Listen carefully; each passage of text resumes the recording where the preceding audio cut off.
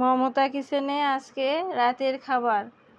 এখানে আমি রুটি নিয়েছি, পায়েস, আলুর দম, 1 গ্লাস জল। আজকে রাতে এভাবে আমরা খাবো। রাতে অবশ্য রুটি খাওয়া ভালো, হালকা খাবার খাওয়া স্বাস্থ্যের জন্যও ভালো। হালকা খাবার খেলেই ভালো হয়, শরীরও ভালো থাকে, সব কিছু দিক দিয়ে আর কি সুস্থ থাকা যায়।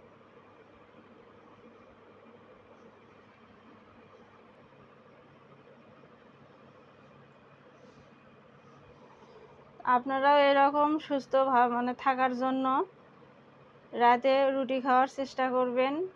আমি এখানে স্বাভাবিকভাবে সব কিছু নিয়েছি। আলুর দম দিয়ে রুটি খেতে ভালো লাগে, আর মিষ্টান্নর সঙ্গে পায়েস আর কি যে যা বলেন, এটা থাকলে অনেক ভালো হয়। সবাই ভালো থাকবেন, ভিডিওটি দেখবেন। ধন্যবাদ।